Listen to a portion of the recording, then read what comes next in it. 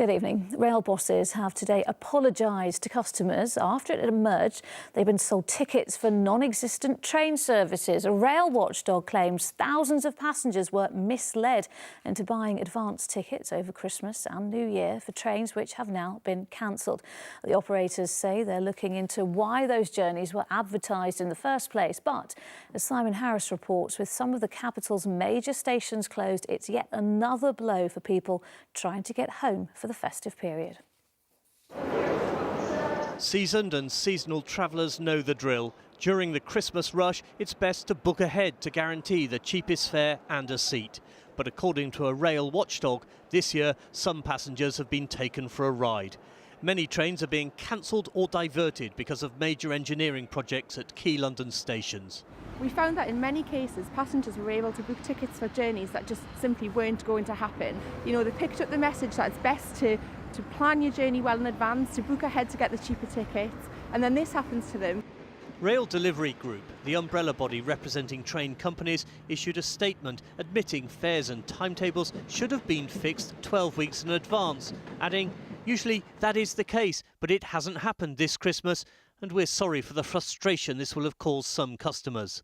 It is the great Christmas railway swindle, isn't it? These people knowingly sell these tickets, knowing that these journeys will maybe be affected by engineering works, maybe not happen at all. Christmas engineering work will see Charing Cross, Cannon Street and Waterloo East close completely for 10 days.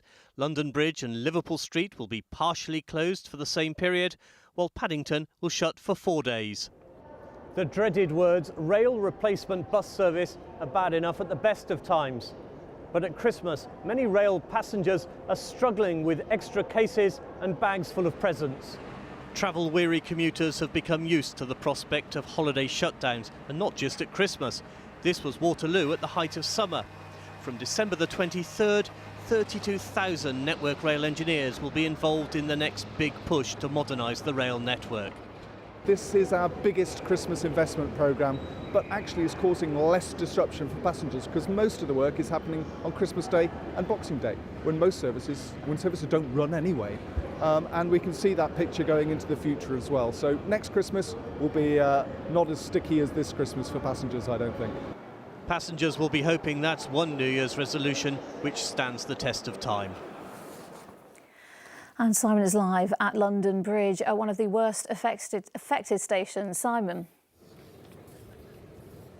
Yes, Lucrezia, £160 million is being spent this Christmas. A large part at Liverpool Street and Paddington is all to do with Crossrail. But here at London Bridge, the low-level platform served by South Eastern will be closed for 10 days. We are told this is the final piece in the jigsaw of a 5-year, £1 billion project to modernise London Bridge Station, as passengers who use it are all too aware. And if you're worried about how your journey might be affected over Christmas, go to our website, search online for ITV London. All right, Simon, thank you.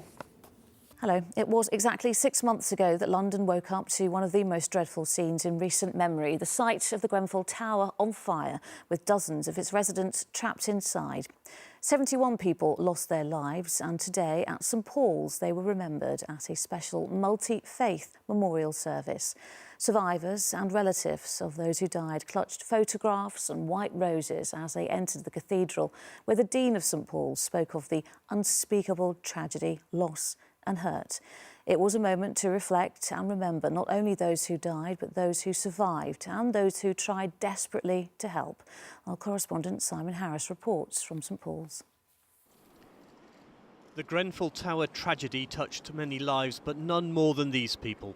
6 months on, the Grenfell families crowded onto the steps of St Paul's. There were friends and relatives of the dead and survivors. Each carried a white rose. Some held pictures of their loved ones. The head count once again underscored the scale of the disaster. This was almost certainly the largest gathering of Grenfell families in one place. They were joined by 5 members of the royal family, led by Prince Charles, celebrities like the singers Marcus Mumford and Adele, the actress Kerry Mulligan, and political leaders. The Prime Minister and 2 of her ministers sitting in the same row as the Mayor and Jeremy Corbyn and some of his frontbench team. For even in this religious service, there was a political message.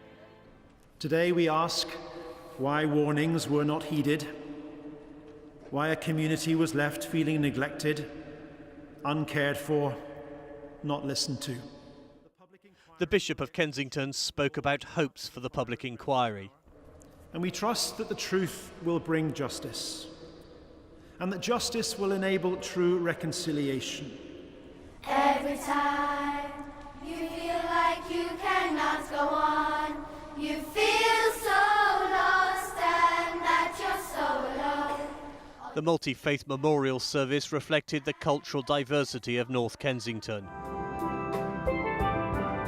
A steel band played Leonard Cohen's Hallelujah.